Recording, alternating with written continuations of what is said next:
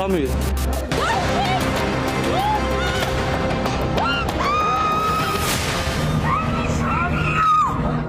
ხარი დაუჭირონ ინიციატივებს, რომლებიც მიზნად ისახავს საქართველოში ადამიანის უფლებების დარღვევის შეტყობინებასა და დოკუმენტირებას. განიხილონ წამებისა და არადამიანური მოპყრობის ჩამდენი პირებისა და მათზე პასუხისმგებელი ხელმძღვანელების წარდგენა მართლმსაჯულების წინაშე ეროვნულ სასამართლოებში, სადაც ეს შესაძლებელია, მათ შორის უნივერსალური იურისდიქციის გამოყენების გზით.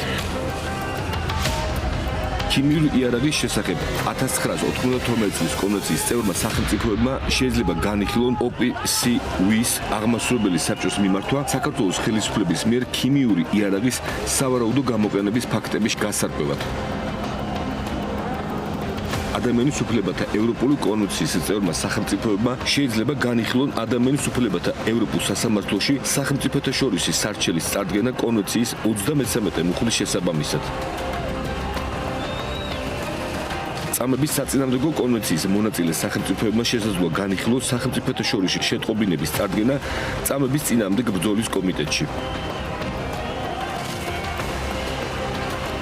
რომის სტატუტის მონაწილე სახელმწიფოებმა შეიძლება განიხილონ საქართველოს საკითხის გადაცემა სისხლის სამართლის საერთაშორისო სასამართლოსთვის პოლიტიკური დევნის წამების და სხვა არადამიანური ქმედების მზარდი შემთხვევების გათვალისწინებით. ეს მხოლოდ ნაწილია იმ რეკომენდაციების, რომელიც EUTHO-ს წევრმა ქვეყნებმა და საერთაშორისო საზოგადოებამ ადამიანის უფლებათა სფეროს ექსპერტ პროფესორ პატრისია გჟებისკისგან მიიღო. სწორედ ისაა ავტორი მოსკოვის მექანიზმის დასკვნის, რომელიც ივანიშვილის რუსული რეჟიმისთვის საერთაშორისო განაჩენია. ანგარიში, რომელიც თითქმის 217 გვერდიანია, დეტალურად არის აღწერილი საქართველოში არსებული ვითარება 2024 წლის ზაფხულიდან დღემდე. დემოკრატიული უკუსვა, ადამიანის უფლებების, მედიის გაუარესებული მდგომარეობა, საპროტესტო აქციის მონაწილეების და ოპოზიციის დევნა, რეპრესიები განსხვავებული აზრის მიმართ, პოლიტიკური პატიმრების არსებობა, რეპრესიული კანონმდებლობა და სხვა არაერთი დარღვევა. თითქმის წამებასთან გათანაბრებული ქმედებების გამო გაჩნდა რეალური შესაძლებლობა, რომ პირადად ოლიგარქი და მისი მარიონეტები ჰააგის ტრიბუნალის წინაშე წარსდგნენ.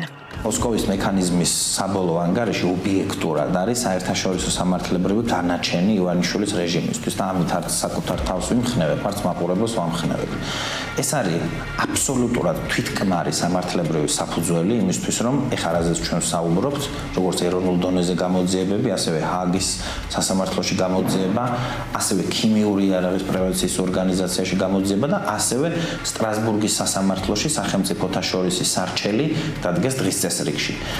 მოსკოვის მექანიზმის ანგარიში არის ტექნიკური დოკუმენტი. ის ჩემი აზრით გამოხატავს საერთაშორისო საზოგადოების კონსოლიდირებულ სამართლებრივ დამოკიდებულებას ივანიშვილის რეჟიმის მიმართ და თუ ის იყო უბრალოდ არალეგიტიმური, ამ დასკვნის მერე ის გახდა უკვე ბრალდებული. და ამ ტიპის სტრატეგიული დოკუმენტს, რომ საბოლოო ჯამში სამართლებრივი ასახვა არ ჰქონდეს რომელიმე მიმართულებით, ამას მე გამოურიცხავ. მიმართულებები კი სადაც მოსკოვის მექანიზმის უმწვავეს დასკვნას ასახვა ექნება უკვე გამოკვეთილია. დოკუმენტში არსებული რეკომენდაციების გათვალისწინებით ივანიშვილის რეჟიმის გასამართლების არაერთი ბერკეტი გაჩნდა. ერთ-ერთი ასეთი უნივერსალური იურისდიქციის გამოყენების გზა. ასეთი უფლებამოსილება კი ევროპის რამდენიმე ქვეყანას აქვს. მაგალითად, საფრანგეთი არის ქვეყანა, რომელსაც აქვს უნივერსალური იურისდიქცია. ანუ შეუძლია, რომ კონკრეტული კატეგორიის დანაშაული გამოიძიოს სხვა ქვეყანაში. თვითონ საფრანგეთის სისხლის სამართლის კოდექსში ორი მუხლი ეძღვნება ექსტრატერიტორიული იურისდიქციას. ერთი ეს არის 113 მუხლი, რომელიც საფრანგეთის მოქალაქეების მიმართ გამოძიებას ითვალისწინებს. მეორე ეს არის 699 მუხლი, რომელიც არამოქალაქეების მიმართაც უშვებს შესაძლებლობას, რომ გამოიყენონ ექსტრატერიტორიული იურისდიქცია. ანუ გამოძიება დაიწყოს სხვა ქვეყანაში. ჩვენ როგორც ვიცით, ივანიშვილი არის საფრანგეთის მოქალაქე. ამიტომ მის მიმართ საფრანგეთში საგამოძიებო პროცედურების დაწყება არის სავსებით რეალური. მიუხედავად იმისა, რომ ოლიგარქი ივანიშვილი საფრანგეთის მოქალაქეცაა, უნივერსალური იურისდიქციის გამოყენებას და სხვა ქვეყანაში ჩადენილი მძიმე კატეგორიის დანაშაულის გამოძიებას კონკრეტული საფუძველიც სჭირდება. ეს საფუძველი კი მოსკოვის მექანიზმის დასკვნაში აღწერილია. ეს არის სისტემური წამება ერთი მხრივ, რაც საქართველოში გვაქვს სახეზე და ეს არის პოლიტიკური განცხადება. გამოცხადება მხოლოდ ეს არის სტრასბურგის ადამიანის უფლებათა ევროპული სასამართლოს გადაწყვეტილებით დადასტურებული ფაქტი საქმეზე ცავა და სხვები საქართველოს წინააღმდეგ, სადაც სასამართლომ დაწერა, რომ მესამე მუხლი ევროკონვენციის, ანუ წამების აკრძალვა დაირღვა როგორც შინაარსობრივ ნაწილში, ასევე პროცედურულ ნაწილში. რაც ნიშნავს, რომ ადამიანები აწამეს და შემდეგ არ გამოიძიეს წამების დანაშაულები. მარტო, ნოემბერი, დეკემბრის დღეებში 2024 წელს 400-ზე მეტი ახალგაზრდა გახდა სისტემური წამების მსხვერპლი პოლიციის მინივენებში რუსთაველის გამზირზე და ესეც მოსკოვის მექანიზმის ანგარიში არის მშვენივრად ასახული. ამის მიღმა ჩვენ გვაქვს ღირსების შემლახავი მოპყრობის პრაქტიკა დროებითი მოთავსების იზოლატორებში, რომელიც ხან გაშიშვლების პრაქტიკით გამოიხატება, ხან სხვა ფაქტობრივი გარემოებებით, მაგრამ ესეც არის სისტემური წამების ნაწილი. და ჩვენ გვაქვს გონივრულ ეჭვს მიღმა სტანდარტით დამტკიცებული მოცემულობა, რომ საქართველო არის ქვეყანა, სადაც ქიმიური იარაღი გამოიყენა ეგრეთ წოდებულმა ხელისუფლებამ საკუთარი ხალხის წინააღმდეგ. ეს ყველაფერი ჯამში, რა თქმა უნდა, გვაძლევს სისტემური წამების შემადგენლობას, რაც არის საფრანგეთის კანონმდებლობით სწორედ 113 და 699 მუხლებით ექსტრატერიტორიული იურისდიქციის, ანუ ეროვნულ დონეზე გამოძიების საფუძველი და ამიტომ მე პირადად ვფიქრობ, რომ სავსებით რეალურია, რომ საფრანგეთში ამ ტიპის გამოძიება დაიწყოს. საფრანგეთში რომ ასეთი გამოძიება დაიწყოს, ამაზე ოცნების ოპონენტები აქტიურად მუშაობენ. უნივერსალური იურისდიქციის ამოქმედების შემთხვევაში კი ფრანგული გამოძიების ობიექტი მხოლოდ ჩრდილში მყოფი ოლიგარქი არ იქნება. მასთან ერთად პასუხისმგებლობის გაზიარება მოუწევს ყველა იმ ჩინოვნიკს, ვინც უკანონო ბრძანებას გასცემდა და აღასრულებდა, ვინც ადამიანებს აწამებდა, ან ვინც ამაზე თვალს ხუჭავდა. ანუ მარტივად, ოლიგარქის პრემიერ კობახიძიდან დაწყებული ხარებათი და მისი ყოფილი მოადგილეებით დასრულებული. ამ ტიპის დანაშაულებებს ახასიათებს ერთი იურიდიული ლოგიკა, რომ პასუხისგება შეერაცხება უმაღლეს გადაწყვეტილების მიმღებ პირებს.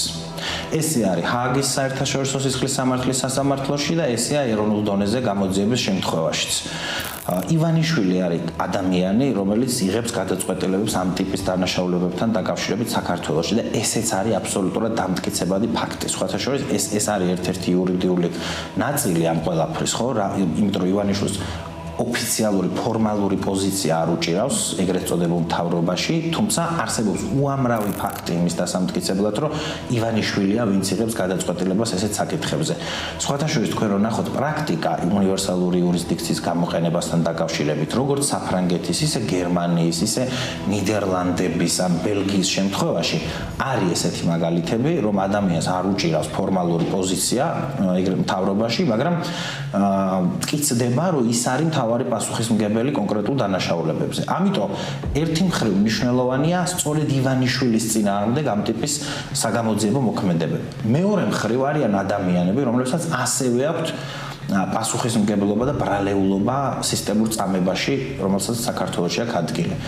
ეს არის ფორმალური დე-ფაქტო პრემიერ-მინისტრი, ეს არის ფორმალური შინაგან საქმეთა მინისტრი, ეს არის ფორმალური სახელმწიფო უსაფრთხოების სამსახურის უფროსი, არის პოლიტიკური, სტრატეგიული, ტაქტიკური და საოპერაციო დონეები და ამ ოთხივე დონეზე არსებობს ძალიან კონკრეტული ადამიანები და არსებობს დოსიეები ამ ადამიანების შესახებ, მათ შორის ოპერატიულ დონეზე, ვინც უზრუნველყოფდნენ სისტემურ წამებას საქართველოში. პასუხისმგებლობისგან თავის არიდებას ივანიშვილი და მისი მოძალადე რეჟიმი ვერ შეძლებს. პროცედურა ასეთი იქნება. თუ საფრანგეთი უნივერსალური იურისდიქციას ამოქმედებს, დაიწყება გამოძიება და მოხდება მტკიცებულებების შეგროვება, რაც რთული არ იქნება. შემდეგ ბიძინა ივანიშვილს და სხვა პასუხისმგებელ მაღალჩინოსნებს ბრალდებას წარუდგენენ და საქმე სასამართლოს გადაეცემა. თუ საქმის წარმოების განმავლობაში რომელიმე საფრანგეთის ტერიტორიაზე შევა დააკავებენ თუ არა და საერთაშორისო ძებნა გამოცხადება. ანუ რომ წარმოიდგინოთ, აქ ძალაუფლებას ჩაბღაუჭებული ოლიგარქის მომავალი არც ისე კარგია. ისედაც ხო არ გადიოდა ქვეყნიდან და თუ ძებნილად გამოაცხადებენ, სულ ბუნკერში ჩაიკეტება. მისი მარიონეტების სამოგზაურო არეალიც მკვეთრად შეიზღუდება. არის შემთხვევები, როდესაც ადამიანები, კონკრეტული პირები არ იმყოფებიან იმ ქვეყნის ტერიტორიაზე, რომელიც ამოქმედებს უნივერსალური იურისდიქციას და ამ შემთხვევაში არსებობს საერთაშორისო საპოლიციო მექანიზმები, მაგალითად ინტერპოლი, რომლის მეშვეობითაც კონკრეტული პირი ჯერ გამოცხადდება ძებნილთა სიაში და შესაბამის ქვეყანაში შესვლის შემთხვევაში ის აუცილებლად გადაეცემა სამართალდამცავ სტრუქტურებს. ანუ ერთი არის გადაწყვეტილება, რომელიც საბოლოო ჯამში უნდა იყოს მიღებული, მეორე არის გადაწყვეტილების აღსრულება. ეს პრაქტიკულად არის ნებისმიერ საერთაშორისო სანქციაზე უფრო მძიმე სამართლებრივი პროცედურა, იმიტომ რომ ეს პირდაპირ ითვალისწინებს თავისუფლების აღკვეთას, ანუ პატიმრობას. რაც ჩვენთვის საბოლოო ჯამში რა თქმა უნდა არის ერთ-ერთი სტრატეგიული ამოცანა, იმიტომ რომ ივანიშვილმა პირადად უნდა აგოს პასუხი იმ უმძიმესი დანაშაულებების გამო, რომელიც მან ჩაიდინა ქართული ხალხის წინააღმდეგ, რაც ითვალისწინებს ადამიანების სისტემურ წამებას, რაც ითვალისწინებს ადამიანურობის წინააღმდეგ ჩადენილ დანაშაულს, რომელიც ჰააგის სასამართლოს იურისდიქცია. ამავე საფუძვლით საფრანგეთის უნივერსალური იურისდიქცია არაერთხელ აქვს ამოქმედებული. სულ ბოლო кейსები საფრანგეთის სასამართლომ 2022 წელს განიხილა რუანდის პრეფექტის და ლიბერიის ყოფილი მეამბოხე მეთაურის წინააღმდეგ. კიდევ ერთი მექანიზმი ივანიშვილის რეჟიმის გასასამართლებლად ჰააგის სასამართლოა. სისხლის სამართლის საერთაშორისო სასამართლოს გამოძიების დაწყების რამდენიმე საფუძველი აქვს. ერთი პროკურორის ოფისის მიერ საკუთარი სურვილით სამართალწარმოების დაწყება. რისი საფუძველით შესაძლოა საჯარო ინფორმაცია გახდეს. ამ შემთხვევაში კი მოსკოვის მექანიზმის დასკვნა გამოძიების პირდაპირი საფუძველი იქნება. ეს ცოტა რთული და დროში გაწელილი პროცედურაა. არსებობს უფრო მოკლე გზაც. იმისთვის რომ შეიძლება სწრაფად წარიმართოს პროცედურები, ჩვენი ამოცანა რომელიმე ხელშემკრებელმა სახელმწიფომ მიმართოს შესაბამისი წარდგინების ჰააგის სასამართლოს. მე ვარ დარწმუნებული, რომ ჰააგის საერთაშორისო სისხლის სამართლის სასამართლოს რომელიმე ხელშემკრებელი სახელმწიფო აუცილებლად მიმართავს შესაბამისი წარდგინებით. ამაში ვარ დარწმუნებული. იმიტომ რომ საერთაშორისო სამართალი იცვლება ახალ-ახალი პრეცედენტები, რომლებიც სახეზეა ცვლის საერთაშორისო სამართლის პრაქტიკას, მაგალითად ლუკაშენკოს რეჟიმის წინააღმდეგ გამოძიების დაწყება არის არა უბრალოდ პოლიტიკური პროცესი, არამედ სამართლებრივი პრეცედენტი იმისთვის, რომ ივანიშვილის წინააღმდეგაც დაიწყოს შესაბამისი გამოძიება. ეს არის აი პრაქტიკულად ექვივალენტური შემთხვევები. ამიტომ მე დარწმუნებული ვარ, რომ ჰააგის იურისდიქციაში ივანიშვილი აუცილებლად მოხვდება. ლუკაშენკოს რეჟიმისადმი გამოძიება პროკურორის ოფისში დაეფუძნა სწორედ მეშვიდე მოხლის დარღვევას, ანუ იმ დათქმას, რომ ბელარუსი არის ქვეყანა, სადაც იდევნება პოლიტიკური ნიშნით საზოგადოების მნიშვნელოვანი სეგმენტი და ეს არის კომბინაციაში იძულებით დეპორტაციასთან. აი ეს მეორე ნაწილი, რომელიც კომბინაციაში უნდა იყოს პოლიტიკური ნიშნით საზოგადოების სეგმენტის დევნასთან, ჩვენ შემთხვევაში არის ერთი სისტემური წამება და მეორე ეს არის თავისუფლების უკანონო აღკვეთა, მათ შორის პოლიტიკური ნიშნით ადამიანების დაპატიმრება. და საქართველო არის ქვეყანა, სადაც უფრო მეტი პოლიტპატიმარი ყავს ერთ სულ მოსახლეზე, ვიდრე რუსეთში. ამიტომ ამის მტკიცება არის სავსებით შესაძლებელი. არ აქვს მნიშვნელობა, სად მოხდება ივანიშვილის რეჟიმის გასამართლება, ჰააგაში, სტრასბურგში თუ უნივერსალური იურისდიქციის ამოქმედების გზით რომელიმე ევროპულ ქვეყანაში. მთავარია, რომ სამართლებრივი საფუძველი უკვე არსებობს და ქვეყნის სათავეში მყოფი რუსული რეჟიმი აუცილებლად აგებს პასუხს იმ დანაშაულებებზე, რაც საკუთარი მოქალაქეების წინააღმდეგ ჩაიდინეს. ეუთოს მოსკოვის მექანიზმის დასკვნა რეჟიმისთვის უმძიმესი განაჩენია და მის გაბათილებას გამოთქმული ღრმა შეშფოთებით ან დასკვნაში მოყვანილი ფაქტების კატეგორიული უარყოფით ვერ შეძლებენ.